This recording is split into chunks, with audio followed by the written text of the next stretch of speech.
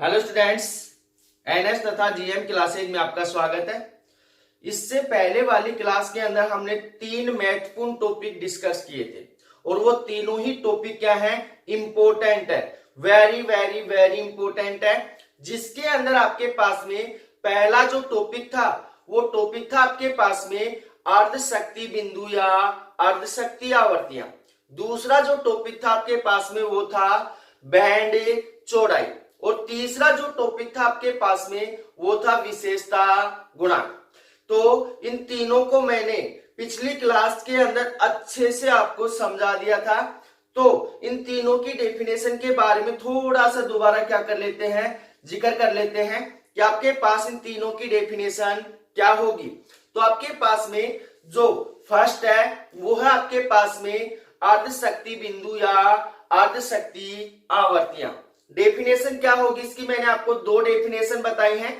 First definition जो है आपके पास वो क्या है कि अनुनादी वक्र के अंदर, किसके अंदर है, अनुनादी वक्र के अंदर अनुनादी आवर्ती एफ के दोनों ओर वे बिंदु या वे आवर्तियां जहां पे आपके पास में शक्ति व्यय के अधिकतम मान का क्या रह जाता है, आधा मान रह जाता है। जो शक्ति व्यय है उसके अधिकतम मान का क्या रह जाता है, आधा मान रह जाता है। उन दोनों बिंदुओं को क्या कहते हैं, अर्ध शक्ति बिंदु, या उन दोनों आवर्तियों को क्या कहते हैं, अर्ध शक्ति आवर्तियां कहते हैं। इसकी सेकंड डेफिनेशन क्या थी आपके पास में कि आपके पास में अनुनादी वक्र में अनुनादी आवर्ती के दोनों ओर वे बिंदु या वे आवर्तियां जहां पर प्रत्यावर्ती धारा के अधिकतम मान का, प्रत्यावर्ती धारा के अधिकतम मान का कितना मान रह जाता है, 1/√2 गुना क्या होता है, रह जाता है। उन दोनों बिंदुओं को क्या कहते हैं, अर्ध शक्ति बिंदु या अर्ध शक्ति आवर्तियां कहते हैं। अब इससे अगले वाला, इसका मान मैंने आपको निकाल कर बता दिया था। अब इससे अगले वाला जो टॉपिक था आपके पास में वो था आपके पास में बैंड चौड़ाई। तो बैंड चौड़ाई किसे कहते हैं और बैंड चौड़ाई को हमने किससे प्रदर्शित किया है, बीटा से प्रदर्शित किया है। किससे प्रदर्शित किया है, बीटा से। तो आपके पास में बैंड चौड़ाई किसे कहते हैं, तो अर्ध शक्ति बिंदुओं के मध्य या अर्ध शक्ति जो आवर्ती आई थी उन दोनों के मध्य जो आवर्ती का जो अंतराल था, जो डिस्टेंस थी, उसे हम क्या कहते हैं, बैंड चौड़ाई बीटा कहते हैं। इसलिए बीटा बराबर आपके पास में क्या होगा, F2 माइनस में F1, क्योंकि आपके पास में जो अर्ध शक्ति बिंदु है या आवर्तियां है वो कितने हैं, F1 और F2 है। तो दोनों का जो अंतर होगा उस अंतर को क्या बोलेंगे, बैंड चौड़ाई बोलेंगे। उससे आगे था आपके पास में विशेषता गुणांक Q, और आपके पास में विशेषता गुणांक Q की डेफिनेशन क्या होगी कि आपके पास में LCR परिपथ के अंदर, LCR परिपथ के अंदर अनुनादी आवर्ती FR, अनुनादी आवर्ती FR तथा बैंड चौड़ाई बीटा के अनुपात को क्या कहते हैं, विशेषता गुणांक Q कहते हैं। तो ये तीनों मैंने इनके डेरिवेशन आपको अच्छे से समझा दिए थे। तो अब अगला जो टॉपिक आपके पास में वो टॉपिक आपके पास में प्रत्यावर्ती परिपथ में औसत शक्ति या शक्ति व्यय, इसको हम बोल सकते हैं शक्ति व्यय या शक्ति व्यय। व्यय का मतलब होता है खर्च। क्या होता है, खर्च। तो आपके पास में क्या होगा, आपके पास में प्रत्यावर्ती परिपथ के अंदर औसत शक्ति या शक्ति व्यय किसे कहते हैं। तो ध्यान से सुनना भाई कि प्रत्यावर्ती परिपथ के अंदर शक्ति व्यय क्या होगा, नाम से ही पता चल रहा है शक्ति क्या हो रही है, खर्च हो रही है। तो डेफिनेशन को अच्छे से समझना कि आपके पास में प्रत्यावर्ती परिपथ के अंदर शक्ति व्यय या खर्च करने की जो दर है, खर्च करने की जो दर है उसे क्या कहते हैं, शक्ति व्यय कहते हैं। क्या कहते हैं, शक्ति व्यय। तो डेफिनेशन को दोबारा से समझ लेना कि प्रत्यावर्ती परिपथ के अंदर जो शक्ति व्यय है उसकी दर को क्या कहते हैं, शक्ति व्यय कहते हैं, या खर्च करने की दर को क्या कहते हैं, शक्ति व्यय कहते हैं। इसलिए आपके पास LCR परिपथ के अंदर आपके पास में जो तात्क्षणिक शक्ति होगी कितनी होगी भाई। इससे पहले मैंने एक टॉपिक करवाया था कि आपके पास में जो परिपथ के अंदर शक्ति है वो P बराबर कितना होता है, प्रत्यावर्ती वोल्टता और प्रत्यावर्ती धारा के गुणनफल के क्या होती है, समान होती है। इसलिए आपके पास में यहाँ पे परिपथ कौन सा ले रहे हैं, LCR परिपथ ले रहे हैं।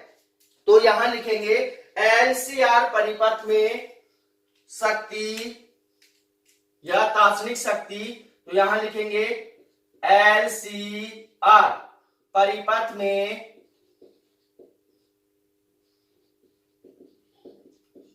तात्क्षणिक शक्ति। अब आपके पास में तात्क्षणिक शक्ति P बराबर कितना होगा भाई, आपके पास में P बराबर हो जाएगा आपके पास में यहां होगा V इंटू कितना होगा, I होगा, V इंटू कितना होगा, I। पर यहां पे ध्यान देना भाई कि आपके पास में परिपथ कौन सा है, LCR परिपथ है। कौन सा परिपथ है, LCR परिपथ है। तो आपके पास में LCR परिपथ के अंदर जो प्रत्यावर्ती वोल्टता होती है वो कितनी होती है, V बराबर Vm साइन ओमेगा t होती है। तो आपके पास में LCR परिपथ के अंदर जो प्रत्यावर्ती वोल्टता है V बराबर कितना, Vm साइन ओमेगा t है। और LCR परिपथ के अंदर जो प्रत्यावर्ती धारा है, LCR परिपथ मैंने आपको जब पढ़ाया था उस टाइम आपको बताया था कि आपके पास में LCR परिपथ के अंदर जो प्रत्यावर्ती धारा होती है वो प्रत्यावर्ती वोल्टता से कितना कला कोण पीछे होती है, फाई कला कोण क्या होती है, पीछे होती है। तो आपके पास में यहाँ LCR परिपथ के अंदर जो प्रत्यावर्ती धारा होगी I बराबर कितना होगा, Im साइन और ओमेगा t माइनस कितना होगा, फाई होगा। तो दोनों बातें ध्यान रखना भाई। यहाँ पे परिपथ कैसा है, LCR परिपथ है। तो ये दोनों मान उठाकर V और I का मान उठाकर इस समीकरण के अंदर डालेंगे तो आपके पास क्या मान होगा, P बराबर हो जाएगा आपके पास में Vm साइन ओमेगा t और क्या हो जाएगा आपके पास इनटू क्या होगा, Im sine omega t minus कितना हो जाएगा, 5 हो जाएगा। कितना हो जाएगा, 5। अब उससे आगे अच्छे से समझना कि आपके पास में Vm इंटू कितना हो जाएगा, Im कितना होगा, साइन ओमेगा टी माइनस 5 होगा। तो आपके पास में कितना मान आएगा, P बराबर होगा Vm Im और कितना हो जाएगा, साइन ओमेगा टी और साइन कितना हो जाएगा, ओमेगा टी माइनस में 5 हो जाएगा। यह आ गया आपके पास समीकरण नंबर 1, समीकरण नंबर 1। अब उससे आगे ध्यान देना कि आपके पास यहां क्या आ रहा है, साइन आ रहा है। क्या आ रहा है, साइन आ रहा है। तो आपके पास यहाँ पे साइन है तो इसका क्या बनाएंगे, सूत्र बनाएंगे। सूत्र किस प्रकार से बनाएंगे अभी अच्छे से समझना। तो समीकरण 1 को 2 से गुणा तथा 2 से भाग करने पर, तो यहां लिखेंगे समीकरण 1 को 2 से गुणा तथा भाग करने पर, गुणा तथा भाग करने पर, गुणा और भाग करेंगे तो आपके पास में क्या मान होगा। अब ये इसको अच्छे से समझना। P बराबर हो जाएगा आपके पास 1/2, 2 से क्या कर दिया, भाग कर दिया। क्या होगा आपके पास Vm Im इंटू आपके पास 2 से क्या करेंगे, गुणा करेंगे। 2 क्या हो जाएगा आपके पास, 2 sine omega T, sine omega T minus क्या हो जाएगा, 5 हो जाएगा। साइन ओमेगा टी माइनस क्या हो जाएगा, 5 हो जाएगा। अब यहां पे ध्यान देना कि आपके पास में यहां 2 साइन ए साइन बी का क्या लग रहा है, सूत्र लग रहा है। तो आपके पास में यहां क्या होगा, लिखेंगे चूंकि आपके पास 2 साइन ए बी बराबर कितना होता है आपके पास में, मैथ वाले भैया तो सोल्व कर लेंगे, बायोलॉजी वाले भैया इसको अच्छे से समझना कि आपके पास 2 साइन ए साइन बी बराबर कितना होता है आपके पास में, कोस ए माइनस बी और क्या होगा आपके पास माइनस कितना हो जाएगा आपके पास में, कोस ए प्लस में बी होगा, कोस ए प्लस में बी। तो अब आपके पास कोस ए माइनस बी, कोस ए प्लस बी का सूत्र आपको पता ही है, इन दोनों को खोलकर क्या कर देंगे, घटा देंगे, तो आपके पास क्या होगा, 2 साइन ए बी आएगा। तो अब आपके पास में यहाँ ए का कार्य कौन कर रहा है, ओमेगा टी कर रहा है, बी का कार्य कौन कर रहा है, ओमेगा टी माइनस क्या कर रहा है, 5 कर रहा है। तो यहाँ पे इसको अच्छे से समझना। अब इस सूत्र को क्या करेंगे, कोस के रूप में लिखेंगे। तो क्या मान होगा आपके पास में, P बराबर हो जाएगा 1/2 VM IM, और कितना होगा आपके पास में, यहाँ पे मान होगा कोस ए का मान कितना है, ओमेगा टी, माइनस बी का मान कितना है, ओमेगा टी माइनस 5 है। तो ओमेगा टी तो किसका होगा, माइनस का होगा, माइनस माइनस क्या हो जाएगा, प्लस क्या हो जाएगा 5, और क्या होगा आपके पास माइनस कोस ए का मान कितना है, ओमेगा टी, प्लस में बी का मान कितना है, ओमेगा टी माइनस में कितना है, 5 है। तो यहां पे ध्यान देना भाई, ओमेगा टी से ओमेगा टी क्या हो गया, कैंसिल हो गया। तो आपके पास में यहाँ ओमेगा टी प्लस में ओमेगा टी कितना हो गया, 2 ओमेगा टी हो गया। तो आपके पास P बराबर कितना हो गया, 1/2 VM IM, और कितना हो गया इनटू कितना हो जाएगा, कोस 5, क्योंकि यहाँ पे क्या बचा है, 5 बचा है, माइनस कितना होगा आपके पास में, कोस ओमेगा टी प्लस में ओमेगा टी कितना हो गया, 2 ओमेगा टी, माइनस कितना हो गया, 5 हो गया।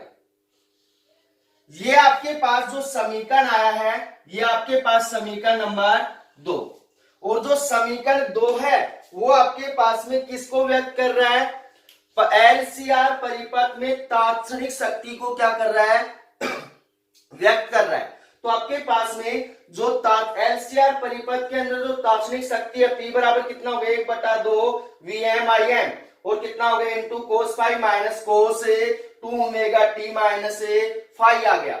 अब इससे आगे आपके पास में इसको अच्छे से समझना कि हमें क्या निकालना है, औसत शक्ति निकालनी है। क्या निकालनी है, औसत शक्ति। तो अच्छे से समझना भाई। तो आगे लिखेंगे औसत शक्ति के लिए, औसत शक्ति को किससे प्रदर्शित करते हैं, P एवरेज के लिए। आपके पास में औसत शक्ति के लिए क्या मान होगा उसको अच्छे से समझना कि आपके पास में औसत शक्ति के लिए इस समीकरण का क्या करते हैं, समाकलन करते हैं। क्या करते हैं, समाकलन करते हैं। तो आपके पास में समाकलन करेंगे तो आपके पास में कोस 2 ओमेगा टी माइनस 5 का मान क्या हो जाएगा, 0 हो जाएगा। तो यहां पे लिखेंगे औसत शक्ति के लिए आपके पास में चूंकि जो कोस 2 ओमेगा टी माइनस 5 है उसके बराबर कितना होगा, 0 होगा। कितना होगा, 0, क्योंकि ये मान मैंने पीछे सोल्व करवा रखा है, आपको पीछे देख सकते हो आप। तो कोस 2 ओमेगा टी माइनस 5 बराबर कितना होगा, 0 होगा। तो ये मान उठाकर यहां डालेंगे तो आपके पास में P एवरेज बराबर कितना होगा, आपके पास में P एवरेज बराबर हो जाएगा 1/2 VM IM, और कितना बच गया आपके पास में, कोस 5, क्योंकि आपके पास कोस 2 ओमेगा टी माइनस 5 का मान कितना हो गया, 0 हो गया। कितना हो गया, 0। तो आपके पास में यहां पे ध्यान देना कि आपके पास में VM IM है और बटे में कितना है, 2 है। तो 2 को हम क्या लिख सकते हैं, 2 बराबर लिख सकते हैं √2 मल्टीप्लाई √2। कोई प्रभाव नहीं पड़ेगा, मान कितना रहेगा, 2 ही रहेगा। तो आपके पास में P एवरेज बराबर कितना हो जाएगा, एक यहां पे हो जाएगा आपके पास में VM बटे √2 इंटू IM बटे कितना हो जाएगा, √2, और कितना होगा इंटू कोस 5। अब यहां पे ध्यान देना कि आपके पास में मैंने एक टॉपिक करवा रखा है, प्रत्यावर्ती उर्वरता का वर्ग माध्य है मूल मान। तो वहां कितना आया था, VM बटे √2 बराबर कितना आया था, VRMS। तो यहां पे हम लिखेंगे कि चूंकि Vm बटे √2 बराबर कितना है, Vrms है। और Im बटे √2 बराबर कितना होता है, Irms होता है। तो ये दोनों मान उठाकर क्या करेंगे, इस समीकरण के अंदर डालेंगे। तो आपके पास में P एवरेज बराबर कितना होगा आपके पास में, Vrms और इंटू Irms इंटू कितना हो जाएगा, cos फाई। तो आपके पास में यहां पे ध्यान देना कि जो औसत शक्ति व्यय है, जो औसत शक्ति व्यय है वो कौन कौन से मानों के ऊपर निर्भर करता है। तो आपके पास में जो औसत शक्ति व्यय है वो आपके पास में प्रत्यावर्ती धारा के वर्ग माध्य मूल मान Irms तथा प्रत्यावर्ती वोल्टता के वर्ग माध्य मूल मान Vrms और कोस फाई के ऊपर क्या करता है, निर्भर करता है।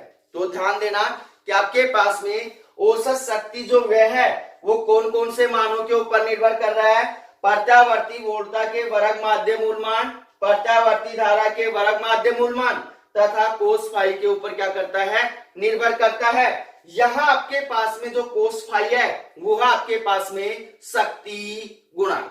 क्या है, शक्ति गुणांक। तो यहां पे हम लिख सकते हैं, यहां कोस फाई शक्ति गुणांक है। क्या है, शक्ति गुणांक। शक्ति गुणांक के बारे में अभी हम क्या करेंगे, आगे जिक्र करेंगे, क्योंकि ये टॉपिक भी इंपॉर्टेंट है। जो शक्ति गुणांक है इसकी डेफिनेशन भी पूछी जाती है। तो अब आपके पास में 4 टॉपिक हो गए भी।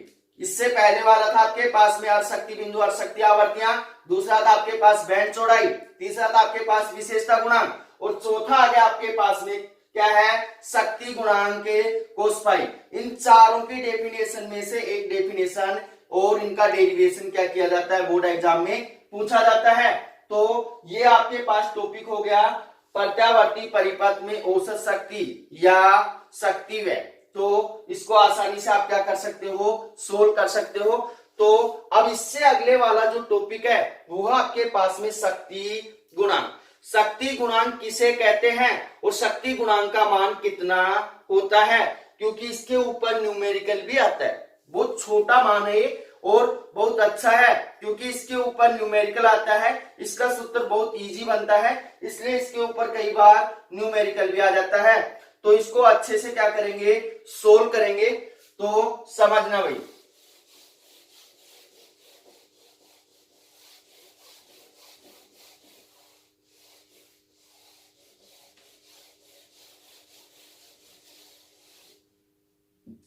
अगला टॉपिक आपके पास में शक्ति गुणांक के, शक्ति गुणांक। शक्ति गुणांक को किससे प्रदर्शित करते हैं, कोस फाई से। किससे प्रदर्शित करते हैं, कोस फाई से। तो दोबारा से समझ लेना भाई, आपके पास में जो बैंड चौड़ाई है उसको किससे प्रदर्शित करते हैं, बीटा से। विशेषता गुणांक को किससे प्रदर्शित करते हैं, क्यू से। और जो शक्ति गुणांक है उसको किससे प्रदर्शित करते हैं, कोस फाई से। तो अब आपके पास में जो शक्ति गुणांक होगा वो क्या होगा, उसको अच्छे से समझना कि आपके पास में प्रत्यावर्ती वोल्टता तथा प्रत्यावर्ती धारा के मध्य कोज्जा को क्या कहते हैं, शक्ति गुणांक कहते हैं। क्या कहते हैं, जो प्रत्यावर्ती धारा और प्रत्यावर्ती वोल्टता के मध्य जो कलांतर है उसकी कोज्जा को क्या कहते हैं, शक्ति गुणांक कहते हैं। तो डेफिनेशन आपको समझ में आ गई होगी। एक बार दोबारा से रिपीट कर रहा हूं कि प्रत्यावर्ती वोल्टता और प्रत्यावर्ती धारा के मध्य जो कलांतर है उस कलांतर की जो कोज्जा है उस कोज्जा को क्या कहते हैं, शक्ति गुणांक कहते हैं। तो यहाँ पे एलसीआर परिपथ की हम क्या कर लेते हैं, बात कर लेते हैं। तो आपके पास में ये क्या है, एलसीआर परिपथ है। इसके अंदर आपके पास में इस साइड क्या है, प्रत्यावर्ती धारा IM है और इस साइड आपके पास में क्या था, जो परिणामी वोल्टता थी, क्या थी, VMLCR था। और आपके पास में इन दोनों के मध्य जो कला थी वो कितनी थी आपके पास में 5 थी। कितनी थी 5। तो यहां पे आपके पास ध्यान देना कि आपके पास में यहां पे क्या माना था हमने, प्रतिरोध R माना था, क्योंकि प्रतिरोध R के अंदर प्रत्यावर्ती वोल्टा और प्रत्यावर्ती धारा क्या होती है, समान कला में होती है। तो और इस साइड आपके पास में क्या मान आया था, इस साइड आया था आपके पास VML माइनस में VMC। तो VML माइनस VMC है तो क्या होगा आपके पास XL माइनस क्या होगा XC। XL क्या है आपके पास में प्रेरणिक प्रतिघात है और XC क्या है आपके पास में धारित्य प्रतिघात है। तो यहां पे आपके पास में ये मान आया है तो आपके पास में जो कोस फाई होगा क्या होगा, कोस फाई या LCR परिपथ के अंदर जो कलांतर का मान आया था, यहां पे हम लिख सकते हैं कि LCR परिपथ में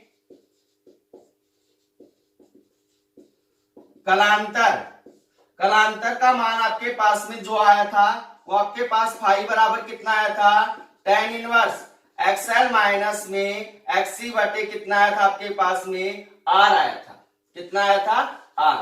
तो आपके पास में यहाँ पे tan फाई बराबर आ रहा है tan inverse XL minus XC बटे कितना आ रहा है R आ रहा है। तो अब आपके पास में हमें मान किसका निकालना है, शक्ति गुणांक का निकालना है। तो आपके पास में कोस फाई बराबर कितना होगा भाई आपके पास में लाल बटे कक्का से आधार बटे कितना होगा, करण होगा। तो यहाँ पे आपके पास आधार कितना है R है, करण का मान कितना आपके पास में नहीं दे रखा है तो ये R है, ये कितना है XL माइनस XC है। तो इसका मान निकाल सकते हैं, क्या हो जाएगा पाइथागोरस प्रमेय से कर्ण स्क्वायर बराबर आधार स्क्वायर प्लस में लंब स्क्वायर। तो इसका मान कितना होगा आपके पास under root R square plus में XL माइनस में XC का होल स्क्वायर, यही होगा ना भाई। तो आपके पास में आधार कितना है R है और करण कितना है आपके पास में under root R square plus में क्या हो जाएगा XL माइनस में XC का होल स्क्वायर, XL माइनस में XC का होल स्क्वायर।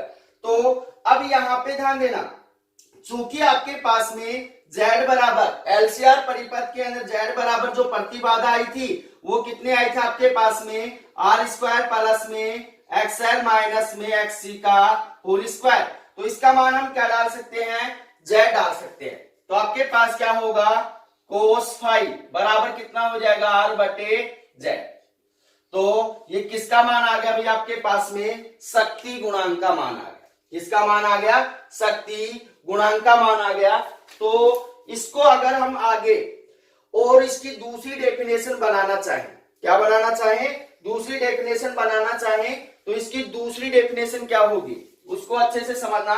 LCR परिपथ के अंदर औसत शक्ति तथा आभासी शक्ति के अनुपात को क्या कहते हैं, शक्ति गुणांक कहते हैं। पहली डेफिनेशन तो आपको समझ में आएगी होगी। पहली डेफिनेशन क्या है आपके पास में, क्या आपके पास में प्रत्यावर्ती धारा तथा प्रत्यावर्ती वोल्टा के मध्य जो कलांतर है या उस कलांतर की कोज्या को क्या कहते हैं, शक्ति गुणांक कहते हैं। दूसरी डेफिनेशन हो गया आपके पास में कि LCR परिपथ में जो औसत शक्ति है और आभासी शक्ति है दोनों का जो अनुपात है उस अनुपात को क्या कहते हैं, शक्ति गुणांक कहते हैं। इसलिए आपके पास में शक्ति गुणांक बराबर हम क्या लिख सकते हैं, शक्ति गुणांक बराबर हो जाएगा आपके पास में औसत शक्ति बटे आपके पास क्या हो जाएगा आभासी शक्ति।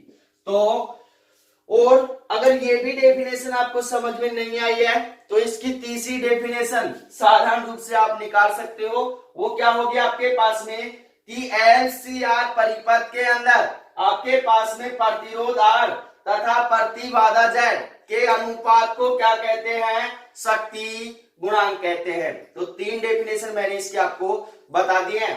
पहली क्या है आपके पास में कि आपके पास में प्रत्यावर्ती वोल्टता तथा प्रत्यावर्ती धारा के मध्य कलांतर की कोज्या को क्या कहते हैं? शक्ति गुणांक कहते हैं। सेकंड होगा आपके पास एलसीआर परिपथ में औसत शक्ति तथा आभासी शक्ति के अनुपात को क्या कहते हैं? शक्ति गुणांक कहते हैं। और तीसरी डेफिनेशन होगी आपके पास में प्रतिरोध आर तथा प्रतिबाधा जय के अनुपात को क्या कहते हैं? शक्ति गुणांक कहते हैं। तो ये हो गया आपके पास में शक्ति गुणांक। अब शक्ति गुणांक के बारे में और थोड़ा सा पढ़ लेते हैं, क्योंकि इसके बारे में कई बार पूछ लिया जाता है, तो इसको आपको थोड़ा डीपली पढ़ लो आप इसको। अब आपके पास में अगर पूछ लिया जाए कि आपके पास में शुद्ध प्रेरक के अंदर शक्ति गुणांक का मान कितना होगा, शुद्ध प्रेरक के अंदर शक्ति गुणांक का मान कितना होगा। अब आपके पास में जो शुद्ध प्रेरक होता है, तो शुद्ध प्रेरक के अंदर जो प्रत्यावर्ती धारा IM और प्रत्यावर्ती वोल्टता VM दोनों क्या होती हैं? समान कला में होती है। क्या होती हैं? समान कला में होती है। इसलिए आपके पास दोनों के मध्य कलांतर का मान कितना होता है? शून्य होता है। कलांतर का मान कितना होता है? शून्य होता है। जब कलांतर का मान शून्य है तो आपके पास में शक्ति गुणांक कोस फाई बराबर कितना होगा? आपके पास में कोस 0, और कोस 0 का मान कितना होता है? 1 होता है। तो आपके पास में शक्ति गुणांक कितना आ गया? आपके पास में शक्ति गुणांक बराबर आपके पास कितना मान आ गया? 1 आ गया। किसके लिए आया है? ये शुद्ध प्रेरक के लिए आया है। किसके लिए आया? सॉरी, शुद्ध प्रतिरोध के लिए आया है। अब इससे आगे अगर आपसे पूछ लिया जाए कि शुद्ध प्रेरक के अंदर जो आपके पास में शक्ति गुणांक उसका मान कितना होगा, तो इसको अच्छे से समझना भी कि आपके पास में शुद्ध प्रेरक के अंदर आपके पास में जो प्रत्यावर्ती धारा है वो प्रत्यावर्ती वोल्टता से कितना पीछे होती है? पाई बाई कला कोण क्या होती है? पीछे होती है। तो आपके पास में फाई बराबर दोनों के मध्य कलांतर का मान कितना होता है? पाई बाई 2 होता है। इसलिए आपके पास में कोस पाई बाई 2 का मान कितना होगा? 0 होगा। तो आपके पास में शक्ति गुणांक का मान भी कितना होगा? 0 होगा। इसी प्रकार आपके पास में किसके अंदर है? शुद्ध संधारित्र के अंदर आपके पास में जो शक्ति गुणांक है उसका मान भी कितना होगा? 0 होगा, क्योंकि शुद्ध संधारित्र के अंदर जो प्रत्यावर्ती धारा है वो प्रत्यावर्ती वोल्टता से कितना आगे होती है? पाई बाई 2 कला कोण क्या होती है? आगे होती है। इस कारण से दोनों के मध्य कलांतर का मान कितना होगा? फाई बराबर पाई बाई 2 होगा, और फाई बराबर पाई बाई 2 है तो आपके पास शक्ति गुणांक का मान क्या होगा? न्यूनतम होगा। शक्ति गुणांक का मान क्या होगा? न्यूनतम होगा। तो यहां पे हो गया आपके पास में शक्ति गुणांक। अब इससे अगले वाला जो टॉपिक आपके पास में वो है आपके पास में ट्रांसफॉर्मर। तो ट्रांसफॉर्मर को भी अच्छे से पढ़ना भाई।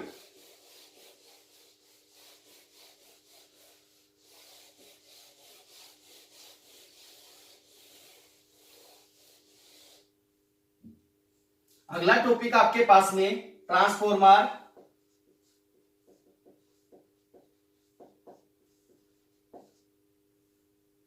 ट्रांसफॉर्मर तो ट्रांसफॉर्मर किसे कहते हैं? ट्रांसफॉर्मर किसे कहते हैं?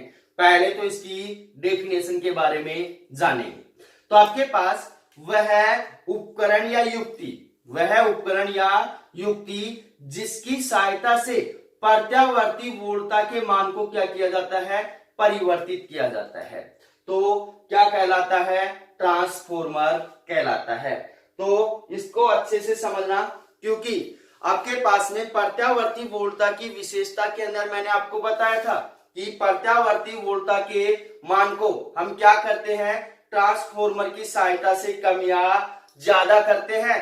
तो यहाँ पे उसकी डेफिनेशन निकल कर क्या आएगी? वह उपकरण या युक्ति जिसकी सहायता से प्रत्यावर्ती वोल्टता के मान को क्या किया जाता है? परिवर्तित किया जाता है। क्या कहलाता है? ट्रांसफॉर्मर कहलाता है। अब उससे आगे आपके पास अगला टॉपिक है ट्रांसफॉर्मर का सिद्धांत। तो टॉपिक सेकंड है इसी के अंदर आपके पास में सिद्धांत। तो ट्रांसफॉर्मर का सिद्धांत किसे कहते हैं? ट्रांसफॉर्मर का सिद्धांत किसे कहते हैं।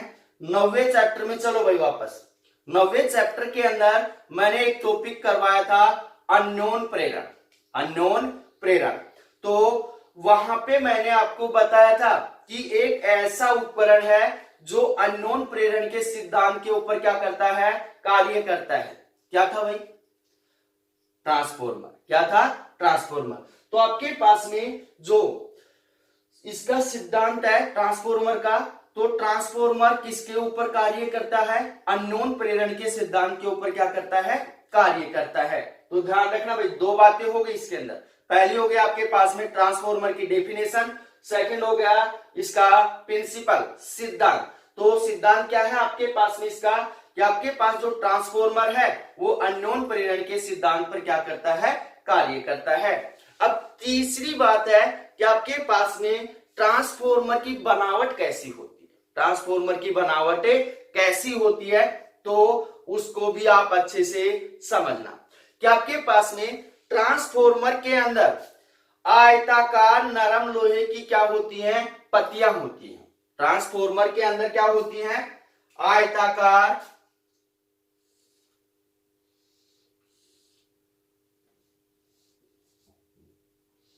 नरम लोहे की क्या होती हैं, पत्तियां होती हैं। या फिर इसको ऐसे बना लो,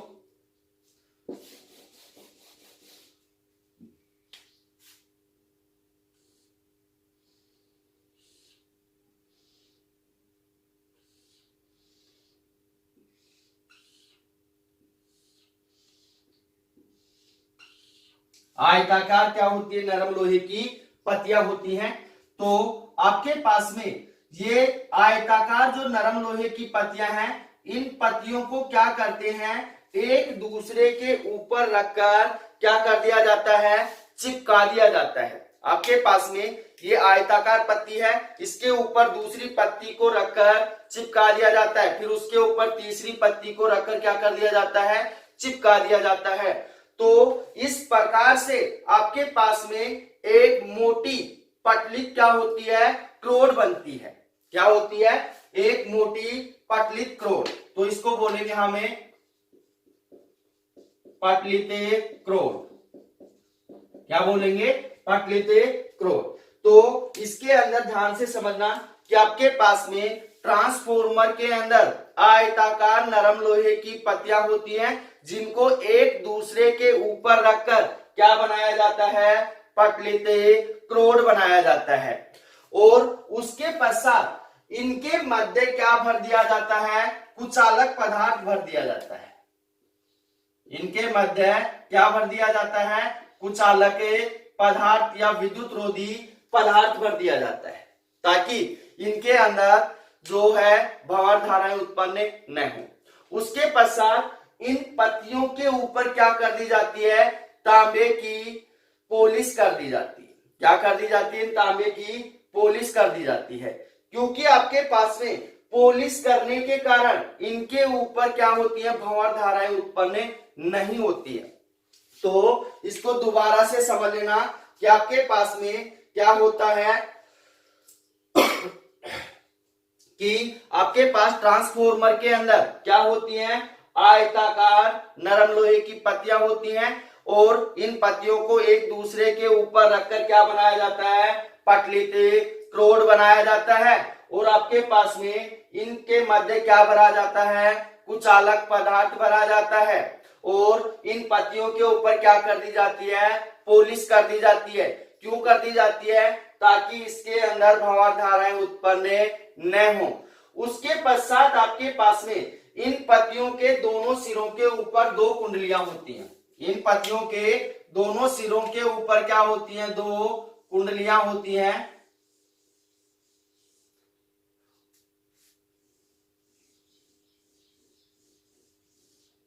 तो आपके पास में कौन सी कुंडली है, प्राथमिक कुंडली है, और एक क्या है, द्वितीय कुंडली है। तो इन दोनों पत्तियों के दोनों सिरों के ऊपर दो क्या होती हैं, कुंडलियां होती हैं। एक आपके पास में प्राथमिक कुंडली है, एक क्या है, द्वितीय कुंडली है। अब प्राथमिक कुंडली किसे बोलेंगे उसको अच्छे से समझना। अब ट्रांसफॉर्मर के अंदर जिस कुंडली की सहायता से धारा को क्या करवाया जाता है, प्रवेश करवाया जाता है। ट्रांसफॉर्मर के अंदर जिस कुंडली की सहायता से धारा को प्रवेश करवाया जाता है वह आपके पास कौन सी कुंडली, आपके पास में प्राथमिक कुंडली कहलाती है।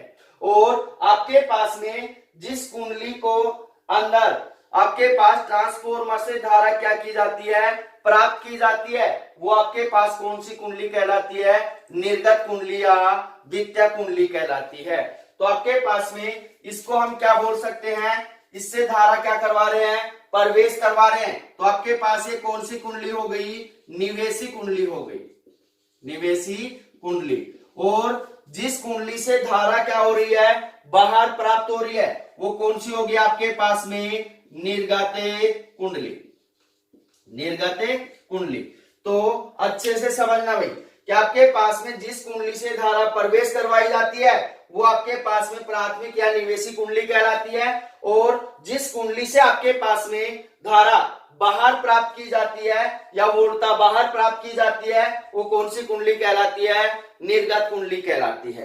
अब यहाँ पे ध्यान देना कि आपके पास में प्राथमिक कुंडली के अंदर मान लिया आपके पास फेरों की संख्या कितनी है, एनपी है, कितनी है, एनपी। और आपके पास में प्राथमिक कुंडली के अंदर उत्पन्न जो प्रेरित विद्युत वाहक बल है वो कितना है, ईपी है। और प्राथमिक कुंडली के अंदर जो प्रवाहित धारा है वो आपके पास कितनी है, आईपी है, कितनी है, आईपी। और द्वितीय कुंडली के अंदर जो निर्गत धारा है वो कितना है, आईएस है। और आपके पास द्वितीय कुंडली के अंदर जो फेरों की संख्या है वो कितनी है, एनएस है। और आपके पास में द्वितीय कुंडली के अंदर जो उत्पन्न प्रेरित विद्युत वाहक बल है वो कितना है, ईएस है।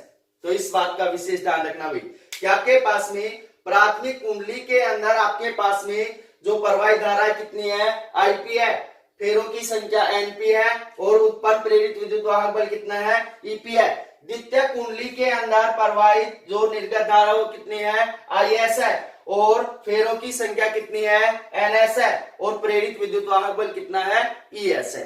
तो ये हो गई इसकी बनावट। बनावट को थोड़ा दोबारा से समझ लेना कि आपके पास में ट्रांसफॉर्मर के अंदर आयताकार नरम लोहे की क्या होती है, पत्तियां होती हैं। इन पत्तियों को एक दूसरे के ऊपर रखकर क्या बनाया जाता है, पटलित क्रोड बनाया जाता है तथा इनके मध्य क्या भरा जाता है, कुचालक पदार्थ या विद्युत रोधी पदार्थ भरा जाता है। उसके पश्चात इन पत्तियों के ऊपर क्या कर दी जाती है, पॉलिश कर दी जाती है। क्यों की जाती है पॉलिश, ताकि इनके अंदर भंवर धाराएं उत्पन्न न हो। उसके पश्चात आपके पास में इन पत्तियों के दोनों सिरों के ऊपर क्या होती हैं, दो कुंडलियां होती हैं। जिस कुंडली से धारा को प्रवेश करवाया जाता है वह कुंडली कौन सी होती है, आपके पास में निवेशी कुंडली होती है। और जिस कुंडली से आपके पास में धारा को बाहर प्राप्त किया जाता है या वोल्टता को बाहर प्राप्त किया जाता है वो आपके पास कौन सी कुंडली होती है, निर्गत कुंडली होती है। तो ये हो गई इसकी बनावट। तो बनावट के अंदर आपको कोई दिक्कत नहीं होगी, इसको आसानी से आप लिख सकते हैं। अब उससे आगे आपके पास में अगला टॉपिक है कि आपके पास में ट्रांसफॉर्मर की कार्य प्रणाली। तो ट्रांसफॉर्मर की कार्य प्रणाली को अच्छे से समझना भाई कि आपके पास में जो ट्रांसफॉर्मर है वो किसके सिद्धांत पर कार्य करता है, अन्योन प्रेरण के सिद्धांत के ऊपर कार्य करता है। किसके ऊपर कार्य करता है, अन्योन प्रेरण के सिद्धांत के ऊपर कार्य करता है। अब अन्योन प्रेरण का सिद्धांत क्या कहता है, क्योंकि मैंने अन्योन प्रेरण पढ़ा रखा है आपको कि जब प्राथमिक कुंडली में प्रवाहित धारा के मान में क्या किया जाता है, परिवर्तन किया जाता है, तो द्वितीय कुंडली से संबंधित चुंबकीय फ्लक्स के मान में क्या होता है, परिवर्तन होता है। जब द्वितीय कुंडली से संबंधित चुंबकीय फ्लक्स के मान में परिवर्तन होता है तो द्वितीय कुंडली के अंदर क्या उत्पन्न होती है, एक प्रेरित विद्युत धारा क्या होती है, उत्पन्न होती है। तो आपके पास में इसको अच्छे से समझना कि ट्रांसफॉर्मर टॉपिक क्या है आपके पास में, कार्य प्रणाली, कार्य प्रणाली। तो कार्य प्रणाली के अंदर आपके पास अच्छे से समझना कि जो ट्रांसफॉर्मर होता है वो अननोन प्रेरण के सिद्धांत पर कार्य करता है, और अननोन प्रेरण के सिद्धांत के अनुसार आपके पास जब प्राथमिक कुंडली में प्रवाहित धारा आईपी के मान में क्या किया जाता है, परिवर्तन किया जाता है, तो द्वितीय कुंडली से संबंधित चुंबकीय फ्लक्स के मान में क्या होता है, परिवर्तन होता है।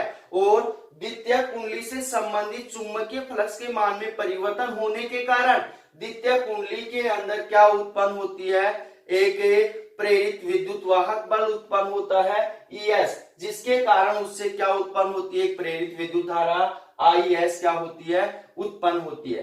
अब उससे आगे अच्छे से समझना, यदि आपके पास में प्राथमिक कुंडली के अंदर फेरों की संख्या कितनी है, NP है, फेरों की संख्या कितनी है, NP है, तो आपके पास में प्राथमिक कुंडली के चुंबकीय फ्लक्स से संबंधित आपके पास प्रेरित विद्युत वाहक बल, या फिर इसको हम ऐसे लिख सकते हैं, यदि आपके पास में प्राथमिक कुंडली के अंदर फेरों की संख्या कितनी है, NP है, तो प्राथमिक कुंडली से संबंधित चुंबकीय फ्लक्स या प्रेरित विद्युत वाहक बल, तो यहां पे मैं लिख रहा हूं, यदि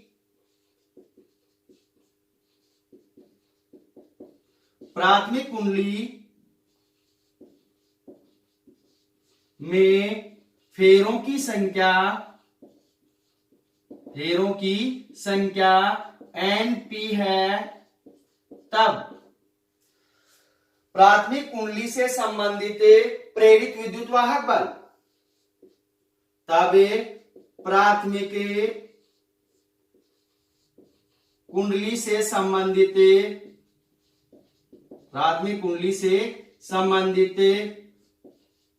प्रेरित विद्युत वाहक बल किससे, फैराडे के नियम से, तो यहां हो जाएगा आपके पास में फैराडे के नियम से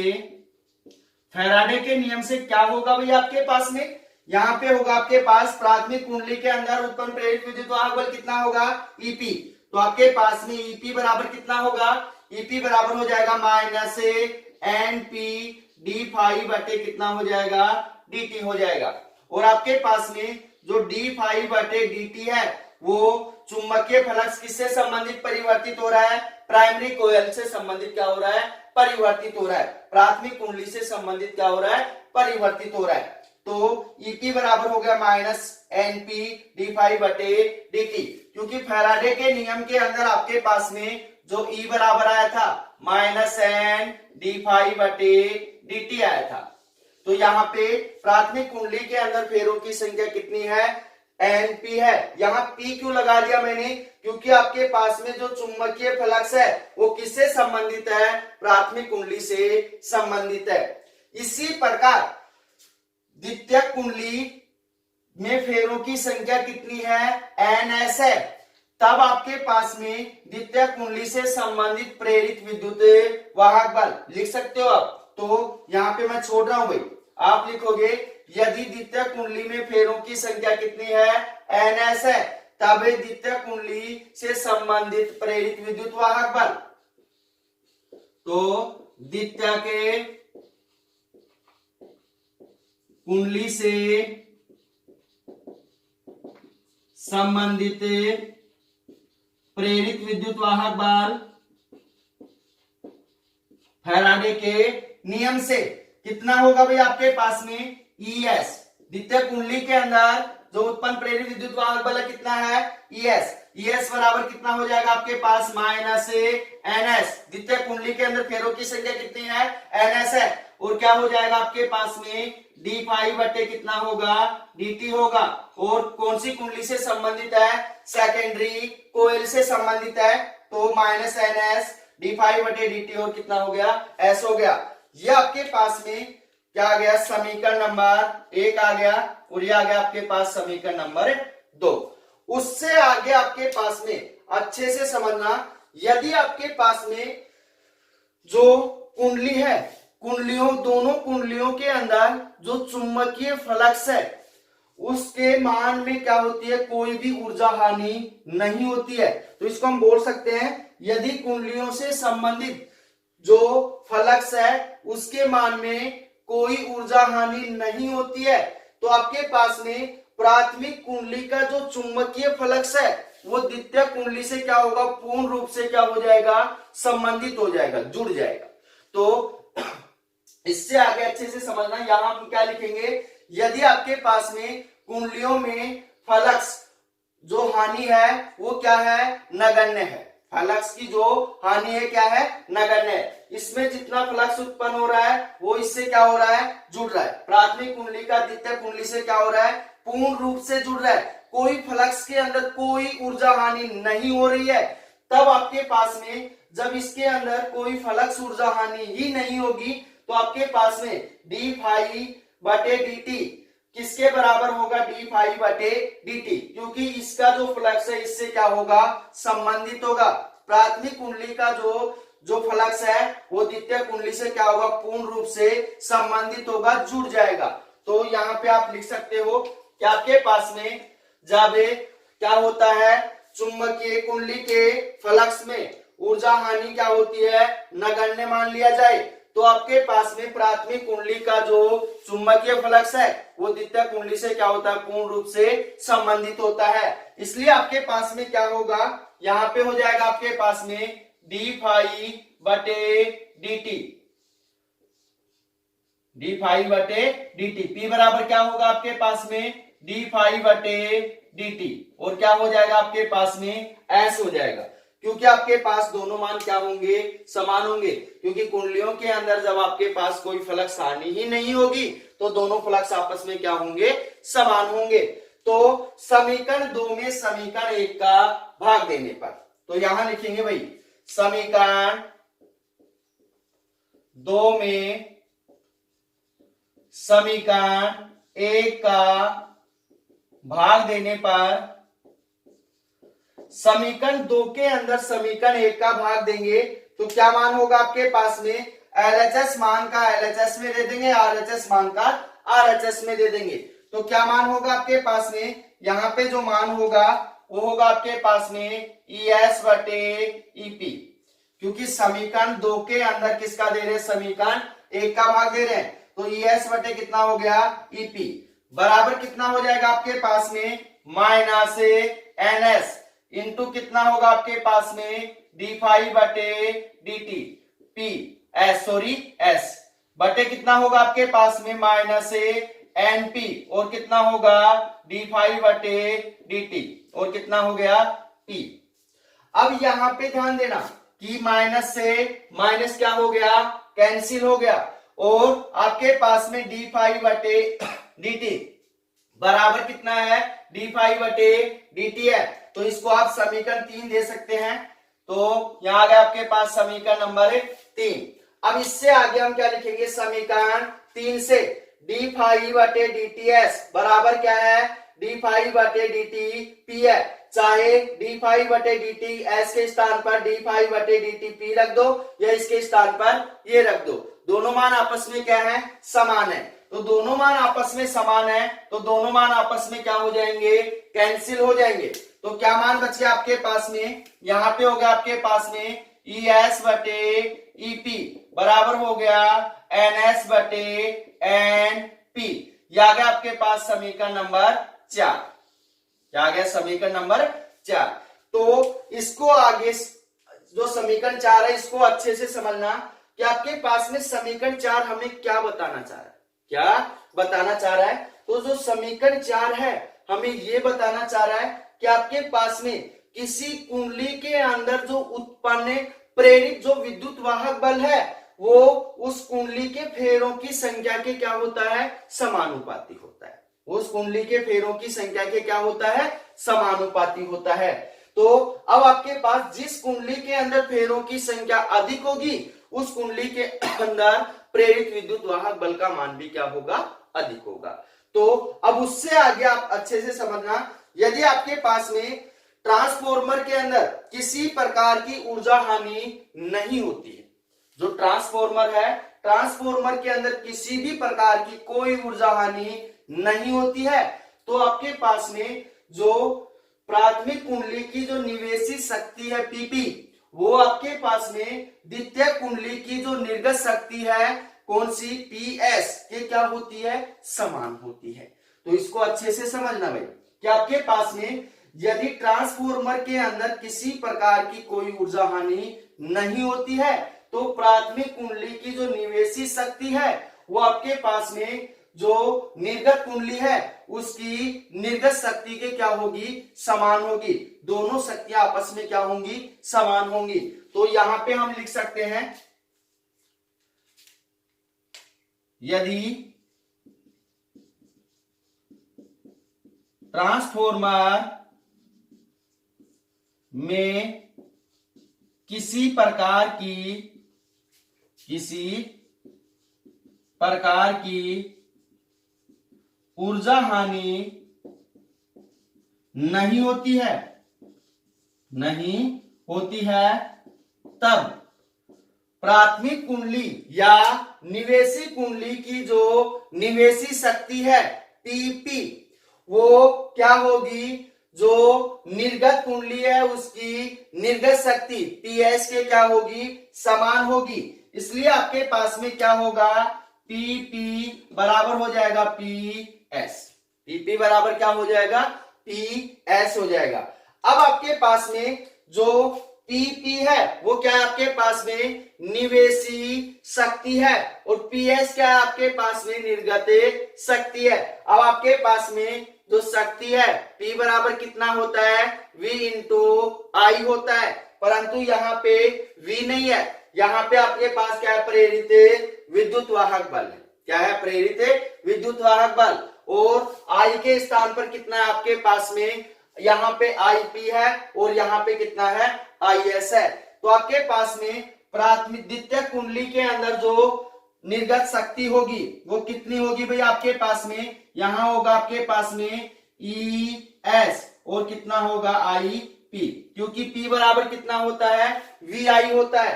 तो द्वितीय कुंडली के अंदर उत्पन्न प्रेरित विद्युत वाहक बल ES और उसके अंदर जो प्रवाहित धारा है कितनी है, IS, सॉरी क्या है, IS। तो ES IS अब बराबर किसके है, प्राथमिक कुंडली या निवेशी कुंडली की शक्ति के क्या है, समान है। तो निवेशी कुंडली के अंदर प्रेरित विद्युत वाहक बल कितना है, EP है और आपके पास में उसके अंदर प्रवाहित धारा कितनी है, IP है। तो क्या होगा आपके पास में EP और IP होगा, EP और IP। तो यहां ध्यान देना, EP को इस साइड भेजेंगे और IS को इस साइड भेजेंगे तो क्या मान होगा आपके पास, ES बटे कितना हो जाएगा, EP बराबर हो जाएगा आपके पास में IP बटे कितना हो गया, IS। IP बटे कितना हो गया, IS। तो अब यह आ गया आपके पास में समीकरण नंबर 5। कितना आ गया, समीकरण नंबर 5।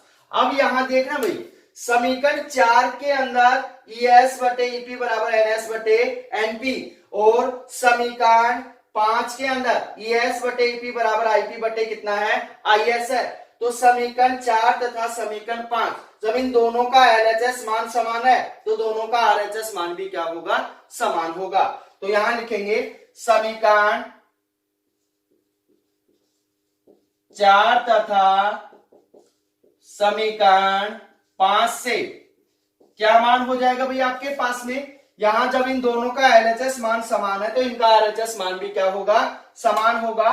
तो आपके पास क्या मान होगा, यहां होगा आपके पास में IP बटे कितना हो जाएगा, IS बराबर हो जाएगा आपके पास में NS बटे NP, NS बटे NP। और ये समीकरण हमें क्या बताना चाह रहा है उसको अच्छे से समझ लेना भाई, क्योंकि आपको इन दोनों के मध्य कंपेयर समझ में आएगा तभी आप ट्रांसफॉर्मर के प्रकारों को अच्छे से समझ पाओगे।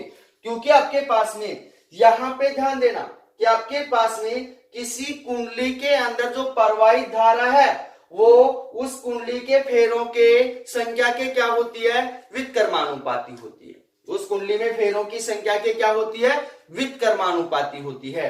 तो ध्यान देना कि आपके पास में प्राथमिक कुंडली के अंदर फेरों की संख्या, वो प्रवाहित धारा कितनी है, IP है और फेरों की संख्या कितनी है, NP। तो IP व्युत्क्रमानुपाती किसके है, NP के। तो यहाँ पे हम बोल सकते हैं कि किसी कुंडली के अंदर जो प्रवाहित धारा है वो फेरों की संख्या के क्या होती है, व्युत्क्रमानुपाती। कहने का मतलब क्या है आपके पास में, अगर कुंडली के अंदर फेरों की संख्या क्या है, अधिक है, तो उसके अंदर प्रवाहित धारा का मान क्या होगा, कम होगा। और यदि आपके पास में क्या है, फेरों की संख्या कम है, तो उसके अंदर धारा का मान क्या होगा, अधिक होगा। तो ये हो गया आपके पास में जो ट्रांसफॉर्मर है उसकी कार्य प्रणाली। कार्य प्रणाली को आप अच्छे से समझ सकते हैं, इसके अंदर कुछ भी नहीं है। दोबारा से हल्का सा रिपीट कर रहा हूं मैं कि आपके पास में जो ट्रांसफॉर्मर होता है वो अन्योन प्रेरण के सिद्धांत पर क्या करता है, कार्य करता है। और आपके पास अन्योन प्रेरण का सिद्धांत क्या कहता है कि जब प्राथमिक कुंडली में धारा के मान में क्या किया जाता है, परिवर्तन किया जाता है, तो द्वितीय कुंडली से संबंधित चुंबकीय फ्लक्स के मान में क्या होता है, परिवर्तन होता है। और द्वितीय कुंडली से संबंधित चुंबकीय फ्लक्स के मान में परिवर्तन होने के कारण वहां पे द्वितीय कुंडली के अंदर क्या उत्पन्न होता है, एक प्रेरित विद्युत वाहक बल उत्पन्न होता है। और प्रेरित विद्युत वाहक बल उत्पन्न होने के कारण क्या उत्पन्न होता है, उसके अंदर प्रेरित विद्युत धारा उत्पन्न होती है। उससे आगे हम लिख सकते हैं, यदि आपके पास प्राथमिक कुंडली के अंदर फेरों की संख्या कितनी है, एनपी है, तो प्राथमिक कुंडली से संबंधित प्रेरित विद्युत वाहक बल ये होगा फैराडे के नियम से, और द्वितीय कुंडली के अंदर ये होगा। फिर यदि आपके पास में ट्रांसफॉर्मर के अंदर या कुंडलियों के अंदर जो फ्लक्स हानि है वो क्या है, माना नगण्य है, ना के बराबर है, उनके अंदर कोई फ्लक्स हानि नहीं हो रही है, तो प्राथमिक कुंडली का जो चुंबकीय फ्लक्स है वो पूर्ण रूप से क्या हो जाएगा, द्वितीय कुंडली से संबंधित हो जाएगा, जुड़ जाएगा। तो आपके पास में ये दोनों मान आपस में क्या आ गए, समान आ गए। फिर उससे आगे हम सोल्व कर सकते हैं। तो ये होगा आपके पास ट्रांसफॉर्मर की कार्य प्रणाली। अब इसी क्रम के अंदर जो अगला टॉपिक है वो है आपके पास में ट्रांसफॉर्मर के प्रकार। ट्रांसफॉर्मर के प्रकार, तो क्लास ज्यादा लंबी हो जाएगी, तो ट्रांसफॉर्मर के प्रकार के बारे में हम अगली क्लास में क्या करेंगे, जिक्र करेंगे। तो आप सब अच्छे से पढ़ाई करो भाई, 10वें चैप्टर को अच्छे से क्लियर करो, क्योंकि 10वें चैप्टर के अंदर आपको कहीं से भी किसी भी टॉपिक में अगर आपको प्रॉब्लम है तो आप कमेंट्स करके या व्हाट्सएप पे मैसेज करके बता सकते हैं। और हमारे साथ साथ जितनी हम आपके लिए मेहनत कर रहे हैं उतनी ही आप हमारे लिए मेहनत करो। तो हम भी आपके लिए इतनी मेहनत कर रहे हैं, तो आप हमारे लिए थोड़ा सा ही मेहनत कर दो, हमारे वीडियो को लाइक कर दो, शेयर कर दो, और हमारे YouTube चैनल को क्या कर दो, सब्सक्राइब कर दो। तो मिलते हैं छोटे से ब्रेक के बाद। धन्यवाद।